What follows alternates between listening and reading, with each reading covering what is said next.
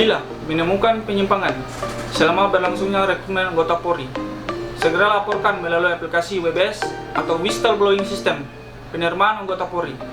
Untuk aplikasi WBS bisa di-download di Play Store yang ada di smartphone kalian. Ingat, masuk polisi tidak dipungut biaya apapun. No calo, no KKN.